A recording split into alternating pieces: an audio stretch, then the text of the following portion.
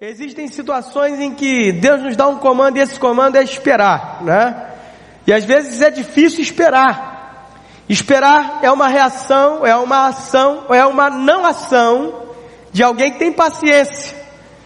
E paciência é uma virtude de poucos. Muitas vezes nós somos impacientes. Mas vamos à palavra para a gente entender, né, o cerne dessa mensagem, para a gente entender o recado de Deus para nós hoje. Vamos meditar nessa palavra no nome de Jesus. Atos capítulo 1, versículo 4 diz assim: E estando com eles, determinou-lhes que não se ausentassem de Jerusalém, mas que esperassem a promessa do Pai, que disse ele: De mim ouvistes. Porque na verdade João batizou com água, mas vós sereis batizado com o Espírito Santo, não muito depois desses dias. Aqueles, pois, que se haviam reunido, perguntaram-lhe dizendo: Senhor, restaurarás tu neste tempo o reino a Israel? E disse-lhes: Não vos pertence saber os tempos ou as estações que o Pai estabeleceu pelo seu próprio poder, mas recebereis a virtude do Espírito Santo, que há de vir sobre vós, e ser-me-eis testemunhas, tanto em Jerusalém, como em toda a Judéia e Samaria, e até aos confins da terra. E quando dizia isto, vendo eles, foi elevado às alturas, e uma nuvem o recebeu, ocultando seus olhos. E estando com os olhos fitos no céu, enquanto ele subia, eis que junto dele se puseram dois varões vestidos de branco, os quais lhe disseram: Varões galileus, por que estáis olhando para o céu? Esse Jesus que dentre vós foi recebido em cima do céu, há de vir assim como para o céu o vistes subir, ou ir. Então voltaram para Jerusalém, no monte chamado das Oliveiras, o qual está perto de Jerusalém, à distância do caminho de um sábado. E entrando, subiram ao cenáculo, onde habitavam Pedro, Tiago, João e André, Filipe, Tomé, Bartolomeu e Mateus, Tiago, filho de Alfeu, o zelador, e Judas de Tiago. Todos estes perseveravam o quê? Unânimes ou unanimemente em oração e súplicas com as mulheres e Maria, mãe de Jesus, e com os seus irmãos. Até aqui, Pai, obrigado pela palavra lida, pela palavra que o Senhor vai ministrar para nós nessa noite. Obrigado, Pai, muito obrigado. Que o Senhor nos restaure, que o Senhor nos fortaleça, que o Senhor nos edifique e que o Senhor nos abençoe hoje e sempre. No nome de Jesus, amém e amém. Queridos, esse texto retrata o 40º dia de Jesus na terra e também o último dia de Jesus na terra enquanto ser humano. Mas agora é o 40º dia depois da sua ressurreição. Jesus já havia morrido, já havia ressuscitado ao 3º dia. E depois desse 3º dia, ele passa 40 dias com os seus. Isso teve um propósito, isso teve uma razão. Foi uma continuidade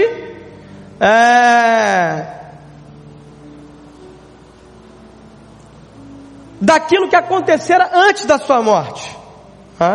E agora sim, ele está para ascender aos céus. Nesse 40º, nesse último dia. É interessante que a Bíblia, algumas coisas, a Bíblia tem uma numerologia, e essa numerologia nada tem a ver com a numerologia mística, né, de alguns místicos. Mas a Bíblia é um livro, né, que trata muito de números. Se você olhar, Moisés ficou 40 dias no monte, e ele desce de lá, desce diferente. O povo de Israel caminhou 40 anos no deserto. Agora a gente vê Jesus ficando 40 dias depois da sua ressurreição com os discípulos. Isso tem uma razão de ser, isso tem um porquê, né? Isso parece, dá para nós uma conotação de um fechamento de um ciclo, né? de um tempo. E Jesus está agora se despedindo dos seus discípulos. O texto diz que que ele dá um comando, né? Que ele dá uma determinação aos seus discípulos. Esse texto que nós lemos diz para que eles não se ausentem de Jerusalém. Ele diz: esperem aqui em Jerusalém, não sejam ansiosos por saírem pregando por aí, por darem início ao cumprimento da missão, mas esperem em Jerusalém, porque vocês ouviram uma promessa. João batizou com água, mas vós sereis batizados com o Espírito Santo. Então vocês precisam continuar aqui até que isso se suceda, né? Algumas correntes teológicas dizem que o batismo com o Espírito Santo acontece quando o homem se rende a Cristo, ele professa a fé e o Espírito de fato habita nesse homem, né? Isso acontece de fato, é aí que se inicia o processo de regeneração. Para alguns esse já é o batismo com o Espírito, quando o Espírito habita.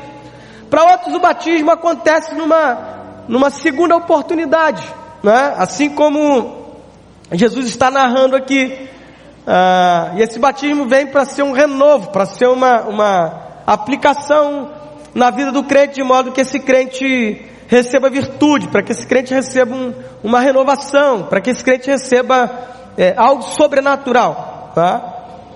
E Jesus diz que, o texto nos diz que eles estavam reunidos, né, com Jesus, e eles perguntam a respeito do reino, né, dizendo: Senhor, quando será o tempo em que o Senhor vai restaurar o reino? Porque de fato eles esperavam o Messias governante, o Messias político, o Messias que haveria de mudar, né, aquela conjuntura político-social de Israel, que estava subjugado ao Império Romano, que tinha lá um César que governava, que tinha lá as autoridades romanas. Israel estava numa calamidade no que tange a sua política. Então eles queriam um governo, eles queriam um Estado livre. Então eles estão perguntando, eles estão preocupados: quando será o tempo em que o Senhor vai restaurar o reino a Israel? E Jesus diz: não vos compete saber as estações, o tempo que o Pai estabeleceu, mas recebereis poder, recebereis a virtude do Espírito Santo, a virtude que há de vir sobre vós, e sereis minhas testemunhas, tanto em Jerusalém como em Samaria e toda a Judéia e até os confins da terra. E quando Jesus dizia isso, eles olham e Jesus está sendo assunto aos céus. Tem dois anjos, um à sua direita e um à sua esquerda, e Jesus está subindo. E Jesus sobe e Jesus se oculta dos seus olhos, já não conseguem ver. Eu fico imaginando a perplexidade, o estarrecimento desses homens que estavam com Jesus o tempo todo, que viram como que da noite para o dia ele morrer, junto com ele morrer a esperança, e também o viram ressurreto, e agora estão vendo sendo assunto aos céus. E quando eles veem Jesus sumindo, os anjos aparecem e dizem: por que vocês estão olhando para o céu? Esse mesmo Jesus que vocês estão vendo subir, da mesma forma que vocês estão vendo ele ascender aos céus, vocês vão ver como ele vai descer com poder sobre as nuvens. Vocês vão ver como esse mesmo Jesus que foi recebido nos céus, da mesma forma que ele subiu, ele vai vir, ele vai voltar. E diz o texto que aqueles homens saem do Monte das Oliveiras, voltam para Jerusalém, eles andam um período grande, alguns quilômetros, eles caminham por alguns quilômetros, e eles entram no cenáculo, eles encontram lá com os outros discípulos, e diz que eles estavam ali orando, perseverando em oração, junto com algumas mulheres, e também com os irmãos de Jesus. Queridos, esse texto é recheado de verdades, de lições para nós, e são essas verdades, algumas delas que eu quero ver com vocês nessa noite, de modo que ao sairmos daqui, nós vamos sair debaixo de uma graça, debaixo de um poder, debaixo de uma verdade, que se aplicada na nossa vida, nós vamos ter uma vida pautada na vitória, no nome de Jesus. Amém ou não amém? Quando a gente fala de vitória, a gente pensa em embate, né? Quando a gente fala em vitória, a gente pensa em disputa, em competição, tá? E é como se a gente estivesse numa maratona de grande percurso.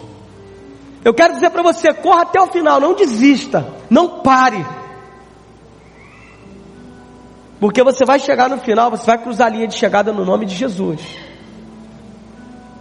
E aqui o interessante é que ninguém vai chegar primeiro que ninguém, nós vamos chegar juntos no nome de Jesus. Então a primeira verdade que eu percebo nesse texto é que algumas vezes Deus nos faz promessas que nós vamos receber à medida em que esperamos por ela.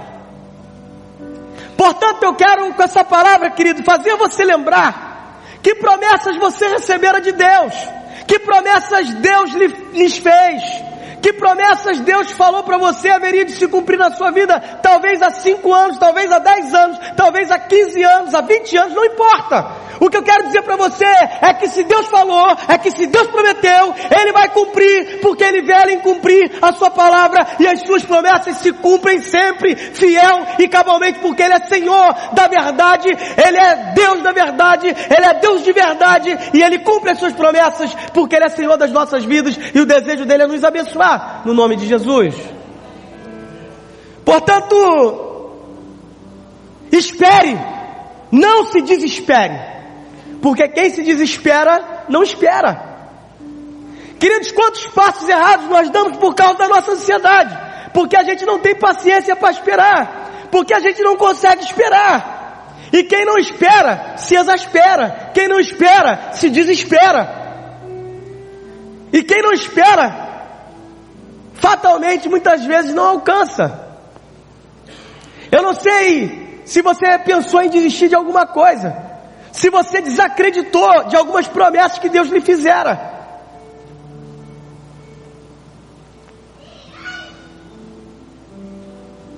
O texto diz que estando com eles, determinou-lhes que não se ausentassem de Jerusalém, mas que esperassem a promessa do Pai que de mim ouvistes. Meu irmão, todas as promessas que Deus lhe fez, Ele vai cumprir. Espere, não saia do lugar, espere. Pastor, que lugar é esse que eu não devo sair? O lugar da fé. Ficai, pois, em Jerusalém, disse Jesus a estes homens,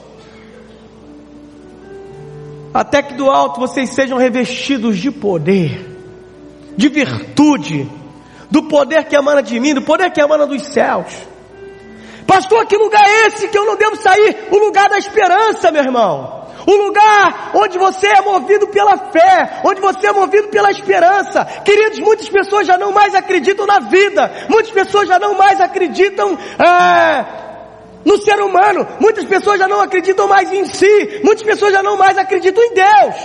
Eu quero dizer para você, ainda que você tenha perdido a credibilidade, a fé, a esperança no homem, ainda que você tenha perdido a esperança e a credibilidade talvez em si mesmo, porque você se cobrou em demasia, você não conseguiu corresponder às suas próprias expectativas, às expectativas que você colocou sobre si mesmo. Nunca perca a sua esperança em Deus, porque Deus não é homem para que minta, e não é filho do homem para que se arrependa. Portanto, em Deus, nós não podemos perder a nossa esperança. E quando nós entendemos que há esperança em Deus, nós entendemos que há esperança em nós e para nós. Há esperança no nosso semelhante e também para Ele. Porque é Deus que age na vida do ser humano para fazer uma revolução, para fazer algo extraordinário, para fazer algo fenomenológico, para fazer algo que a gente muitas vezes não entende. Eu quero dizer para você, querido, não saia do lugar da fé, não se mova desse lugar. Muitas pessoas estão dizendo para você, você não vai conseguir, você não vai chegar ao final, você vai ser um derrotado, você nasceu para sofrer, você nasceu para ser um desvalido, você nasceu para ser um desgraçado. Eu quero dizer para você, meu irmão, essa é uma palavra diabólica, essa é uma palavra imunda, essa é uma palavra mentirosa. E o pai da mentira você já sabe quem é. João 8,44 diz que o diabo é o pai da mentira. Todavia Jesus vai dizer, eu sou o caminho. E mais o que? E mais o que? Eu sou o caminho, eu sou o que? Aleluia, você pode aplaudir aquele que é o caminho, a verdade e a vida. Glória a Deus, se é para Ele mais forte, meus irmãos. Muito mais forte, aleluia.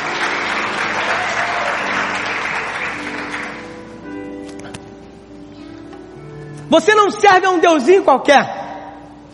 Você serve ao Deus que se encarnou e que disse, eu sou o caminho, a verdade e a vida. Portanto, pastor, onde eu devo esperar? onde eu devo não sair do lugar. Não saia do caminho, não saia da verdade, não saia da vida. Aleluia. Queridos, eu lido com gente o tempo todo. E todas as pessoas indistintamente estão suscetíveis a enfrentar uma crise, até uma crise de fé. Os homens da Bíblia tiveram-nas.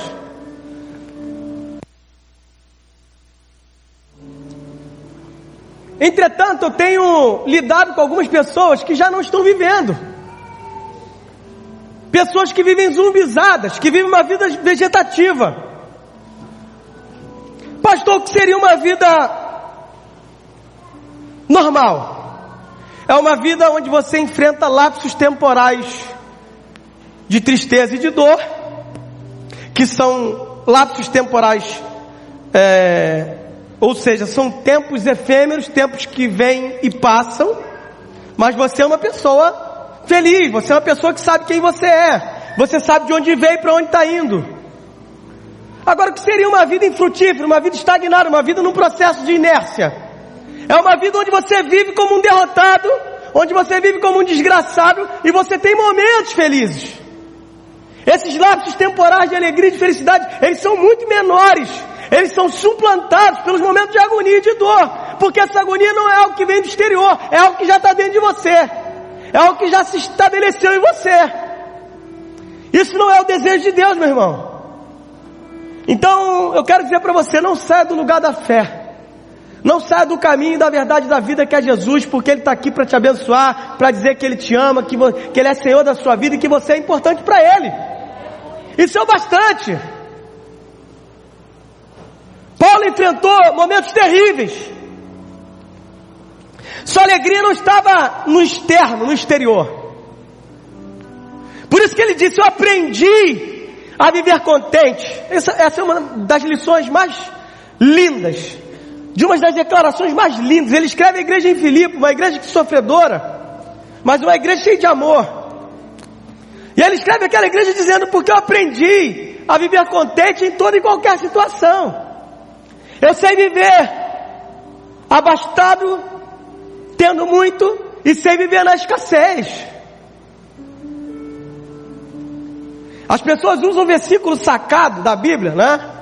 E usam de forma equivocada. Eu já vi gente dizendo: eu posso todas as coisas daquele que me fortalece, então eu posso comprar uma BMW. Isso não tem nada a ver com o texto, não tem nada a ver com o que a Bíblia está dizendo, não tem nada a ver com a declaração paulina. Olha o que ele está dizendo: eu aprendi a viver contente em toda e qualquer situação. Sabe como é que vem o aprendizado, irmãos? O aprendizado, ele vem de forma empírica, ele vem de forma pragmática. Porque até na escola, né, quando você está aprendendo, o professor vai lá no quadro, né? Na minha época era quadro negro. Hoje tem lá os quadros sei lá, tem escolas aí cujos quadros é quase um valor de um carro, né? Hoje se escreve nas lousas, hoje se escreve nos multimídias, enfim, hoje tem toda uma tecnologia diferenciada. Mas quando o professor está lá ensinando para a criança, né? 1 mais 1, 2, 2 mais 2, 4, 3 mais 3, vamos que vamos, matemática, ou seja lá português, eu fui, ele foi, nós fomos, enfim. Quando ele está ensinando isso de forma teórica, ele parte para o pragmatismo. Por quê? Porque ele passa os exercícios para a criança fazer. Quantos aqui tem criança no ensino fundamental, na primeira parte do ensino fundamental? Aí, na segunda parte do ensino fundamental. A criança chega lá, eu já passei dessa fase, então eu já não me lembro mais de nada, né? Mas quem tem criança nessa fase, a criança chega e: papai, mamãe, como é que é esse negócio aqui? Como é que é essa equaçãozinha aqui, esse polinômio, esse binômio? Caramba, pastor, se eu gostar de matemática, hein? Um pouco. E de português também. Eu sempre gostei de estudar, irmãos.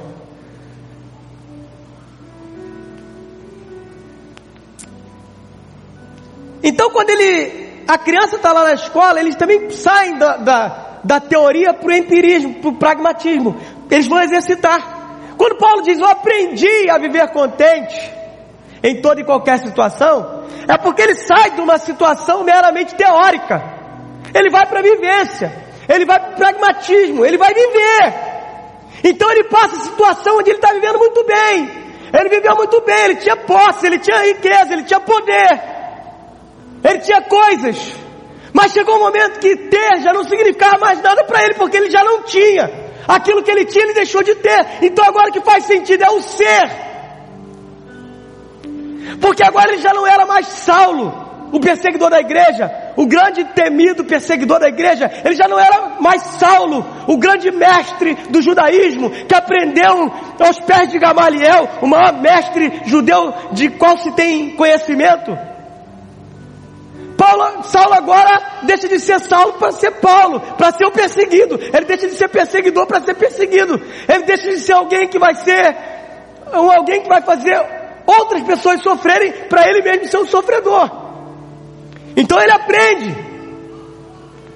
E ele diz, eu aprendi a viver contente em toda e qualquer situação. Eu sei viver na riqueza como sei viver na pobreza. Eu sei não ter como sei ter.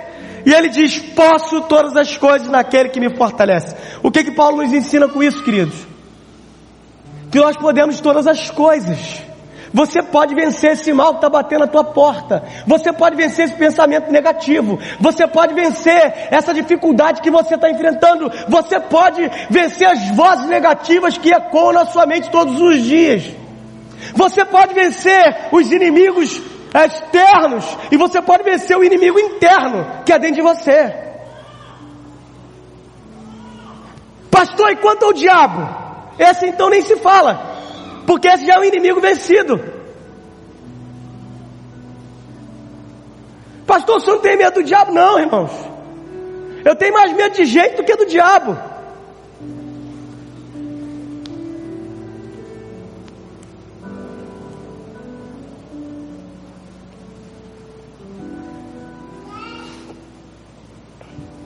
O diabo já é um inimigo derrotado.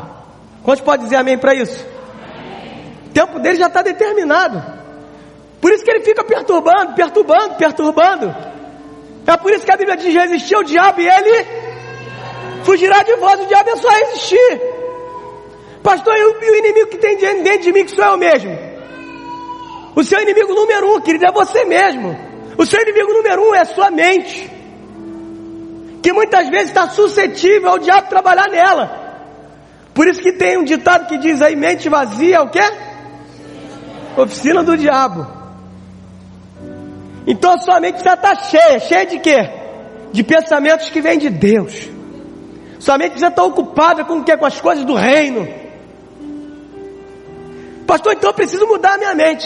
Esse é o certo do evangelho, mudança de mente. Se você entende que você não era ninguém, Deus está te fazendo alguém para a glória dele. Se você entende que você não tinha esperança, agora Deus está dizendo para você, tem esperança, porque eu sou o Deus da esperança. Se você era alguém que não tinha fé, Jesus te chama para essa nova dimensão, para você viver pela fé. E o que é fé? A Bíblia explica isso de forma muito clara, muito fácil. Fé é você esperar aquilo que ainda não chegou. Fé é você ver aquilo que ainda o olho natural não vê. Tem alguma irmã aqui que está grávida? Nós temos alguma grávida? Não, mas a gente tem algumas crianças aqui. Está aqui o Isaac, está aqui o Kaique, está ali a como? Estherzinha. É só as de colo que eu estou vendo. Tem mais alguma criança de colo aí? Kaique, tem uma de colo ali? Carolina. Essas crianças há alguns poucos anos, né? Todas elas têm mais de um ano? Esther tem mais de um ano já? Tem, né? Todas elas há 2 anos, há 1 ano e pouco, estavam no ventre.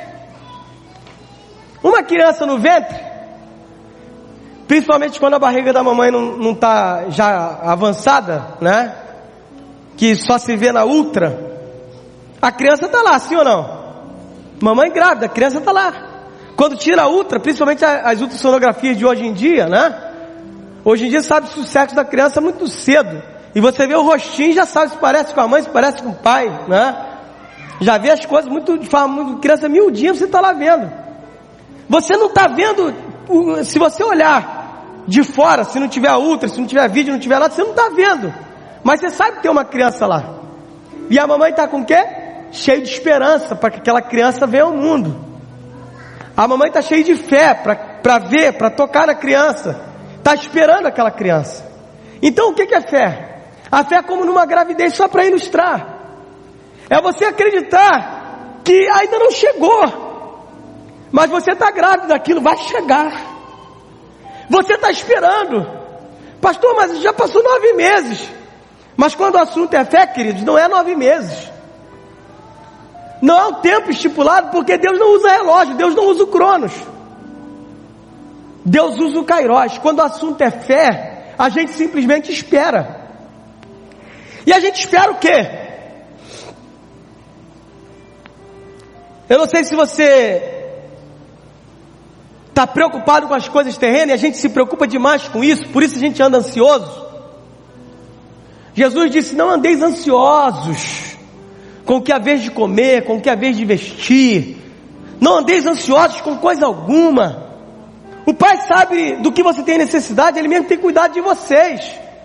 Não andeis ansiosos. Por que Jesus faz essa consideração? Porque Ele sabe que é uma tendência natural do ser humano a ser dotado de ansiedade. De uma ansiedade que vai além da normalidade. Eu já disse isso aqui. Ansiedade é um dispositivo da nossa biologia, né? Da biologia humana, que starta nos momentos de tensão, né? Você está ali e você vê uma situação de perigo iminente, e você starta esse sentimento de ansiedade, o coração dá uma disparada, e você de alguma forma se prepara, né? Quando vê um carro na sua direção e dá tempo de você ver e dar uma desviada. Quando você vê uma situação de possível assalto, né? Às vezes você está no ônibus e você vê que entra alguns cidadãos, e esses cidadãos começam a se portar de maneira estranha, e aí você ardilosamente ou de forma muito ágil, né? Você se evade do local para escapar daquele incidente, muito embora não sabe se vai acontecer ou não, pode ser que aconteça, e você starta aquilo ali e você desce. Todavia, viver ansioso, andar ansioso, é se desgastar, é sofrer por antecedência, é viver no sofrimento, na agonia, na incerteza, porque a ansiedade, ela se antagoniza à fé. A ansiedade, ela está diametralmente oposta à fé. A fé está num lado e a ansiedade no outro. E o que o texto está dizendo? O texto está dizendo para a gente esperar. E esse texto, uma segunda verdade que a gente percebe aqui, é que a gente não deve ficar demasiadamente preocupado com as coisas terrenas. Por que eu digo demasiadamente? Porque preocupação com as coisas terrenas, num contexto tolerável, aceitável, é normal. Você precisa se preocupar com o colégio do filho, você precisa se preocupar com o seu trabalho. Tem muitos irmãos aqui que eu disse isso essa semana, estão desempregados por conta dessa crise. Esse precisa se preocupar, está preocupado em se preparar para reinserção no mercado, né? Para ver se a profissão dele realmente se desgastou com a crise, não vai ter como se inserir nessa profissão e de repente abraçar uma outra profissão, se especializar, correr atrás, melhorar o currículo, entregar currículo aqui e acolá. Isso é uma preocupação saudável. Então esse texto nos mostra que Jesus está indo contra essa preocupação, porque os discípulos estão perguntando: Senhor, quando? Qual o tempo em que o Senhor vai restaurar o reino a Israel? E Jesus diz: não nos compete saber o tempo que o Pai preparou. Não nos compete essa preocupação. Mas recebereis virtude do Espírito Santo que há de vir sobre vós, e sereis minhas testemunhas tanto em Jerusalém como em toda a Judéia e Samaria e até os confins da terra. O que a gente aprende com isso? Preocupação demasiada com as coisas terrenas se antagoniza a fé. Portanto, querido, espere, não saia do lugar. Pastor, eu estou preocupado com o meu emprego, eu estou preocupado com o meu filho que saiu da igreja, eu estou preocupado com a minha filha que está rebelde, eu estou preocupado com a minha mulher, eu estou preocupado com o meu marido, eu estou preocupado com isso, estou preocupado com aquilo. Querida, essa preocupação demasiada não vai resolver o problema.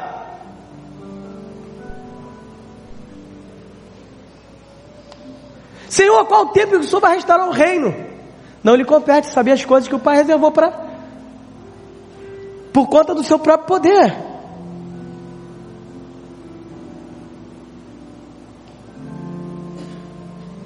Abandone essa preocupação, meu irmão. Esse lugar você precisa sair do lugar da preocupação, do lugar da ansiedade demasiada, do lugar da inquietude. Em qual lugar eu preciso estar? No lugar da fé. O lugar da fé é o lugar onde se ouve a palavra. O lugar da fé é o lugar onde se é enchido de esperança. Você lembra do episódio onde Jesus adentra a casa de Lázaro? Quando está lá Marta e Maria, suas duas irmãs. Jesus chega em Betânia e ele adentra a casa de Lázaro. Ele vai fazer uma visita. Ele era amigo da família. E nessa visita, Maria recebe o Senhor e fica quieta, junto com os discípulos ali, ouvindo Jesus falar. Ela se debruça aos pés de Jesus e ela está ouvindo atenciosamente cada letra, cada estrofe daqueles sermões lindos e maravilhosos que Jesus pregava. Enquanto Marta, sua irmã, no afã de ser uma boa anfitriã, de ser uma boa mordoma, de ser uma boa despenseira, ela está agitada de um lado para o outro. É isso que o texto diz. E chega um momento que ela já não aguenta mais ver sua irmã quieta enquanto ela trabalha, e ela diz: Senhor, o Senhor não está vendo que eu estou aqui me desgastando, me desdobrando para tratar o Senhor de uma melhor forma possível, enquanto a minha irmã está aí aos seus pés? Ela como que chama a atenção de Jesus. E Jesus diz: Marta, Marta. Quando Jesus falava o nome duas vezes da pessoa, é para que aquela pessoa prestasse bastante atenção. Como se dissesse: Adriano, Adriano, por que você está assim preocupado? Por que você está assim andando de um lado para o outro? Por que você está tão agitado? Maria escolheu a melhor parte. Maria escolheu não sair de perto de mim para o lugar da preocupação. Maria decidiu não sair de Jerusalém, não sair do lugar da fé, não sair do lugar da esperança. Ela decidiu isso e eu estou com ela, Marta. Então, Marta, você precisa sair do seu lugar. Você precisa sair do lugar da ansiedade, da preocupação, da exasperação e vir para o lugar da quietude, para o lugar da paz, para o lugar onde eu sou Shalom, o Deus da paz. Quantos querem a paz de Deus? Diga: eu quero essa paz. Aleluia. A paz de Deus, diz a palavra, é a paz que excede todo entendimento. Como é que funciona isso, pastor? Não sei. Ninguém sabe, não tem explicação. Mas ainda sem ter explicação, eu vou tentar explicar. É ter paz quando a probabilidade é para não se ter paz. Quando estão te atribulando. Sabe, o chefe chega de manhã, te mira e não te erra. O cara quer te atropelar, o miserável está lá querendo te atropelar. O colega de trabalho nem se fala. Aí você chega na igreja, você pensa assim: poxa, vou encontrar um irmãozinho para me dar paz, para me dar um abraço na moral. Aí você chega ali. Chega ali não, aqui todo mundo está sorrindo, aqui todo mundo está alegre. Em outro lugar, irmão, aqui não. Aí você chega na igreja, o cara te recebe com aquela paz do Senhor. Antes não tivesse dado paz nenhuma, paz de nada, paz de ninguém. Antes tivesse ficado quieto. A gente se depara assim às vezes, irmão. Às vezes nós estamos assim. Eu vi um vídeo hoje, é muito engraçado. Tem um não sei se ele é um policial brasileiro, ele já foi um agente da segurança, não sei de que área, não sei se federal ou de algum estado desse. O nome dele é Marcos Duval. Ele tem uma página, uma fanpage no Facebook, e eu sigo ele dá treinamentos para a polícia americana, né? Ele está sempre narrando algumas técnicas de segurança, né? Quando tem troca de tiro, para você se abrigar, onde se abrigar, como se abrigar, enfim. E aí eu estava vendo a fanpage do Marcos, e tinha lá, policial aos 29 anos de serviço se aposentando, veja o que ele faz no elevador. E aí eu pensei, pô, esse cara deve ter alguém entrado para assaltar para assaltar o elevador, para assaltar alguma coisa, e esse cara ele teve alguma reação, alguma coisa que nada. Quando eu cliquei lá, que botei no vídeo, o cara bota uma música, um senhor já de idade, né, sem farda, e aí ele começa a dançar, né, escutando a música, muito engraçado o vídeo. E ele começa a dançar, e aí entra uma outra policial mais subalterna, aí ele continua dançando, aí o policial entra no ritmo e começa a dançar, e aí de repente entra o xerife, né, entra aquele que é o chefe, com aquela cara austera, e aí quando ele entra no elevador, num dos andares, ele para, a moça para, ele faz a continência, a música continua lá tocando, uma música legalzinha, e eles ficam em silêncio. Aí depois o chefe desce, o elevador continua subindo, e entra uma segunda policial subalterna, e eles continuam dançando, e a policial entra, a segunda policial entra, e eles estão lá dançando no elevador, e aí o elevador para num determinado ponto, e o xerife volta, aí eles param, fazem a continência, e a música continua tocando, e o xerife se vira de costas, e de repente ele, ouvindo a música, ele começa a dançar, né? E aí a agitação começa no elevador, e eles começam a dançar todos ali, né? Inclusive o chefe puxou a dança no segundo momento. Então eu estava pensando, né? Como a gente leva a vida tão a sério, como a gente se preocupa tanto com as coisas, como a gente não consegue relaxar. E eu estava rindo com esse vídeo, eu achei muito, muito engraçado, né? A dinâmica do vídeo, a dinâmica dos fatos ali, um atrás do outro. Depois o chefe com aquela cara austera, de repente começa a dançar, e a semelhança deles, fica todo mundo ali dançando no elevador. E eu estava pensando que era alguma coisa relativa à guerra, relativa à segurança, alguém que tinha sido, sei lá, vitimado, um policial que se safou do incidente porque foi ágil, aquilo que eu estava acostumado a ver naquela fanpage. Não tinha nada de engraçado nessa fanpage. Sempre que vira alguma orientação, algum caso que tinha acontecido, e de repente o inaudito acontece, e eu fiquei pensando, poxa, a gente leva tão a sério, a gente pensa a vida de uma forma tão assim severa, tão a pé da letra, e tem momentos que a gente tem que relaxar, tem que deixar a música tocar, tem que dançar, tem que descansar a mente, descansar a cabeça, tem que ir para a praia dar um mergulho, dar um tibum, tomar água de coco, dar uma relaxada, tem que fazer alguma coisa, sair da rotina.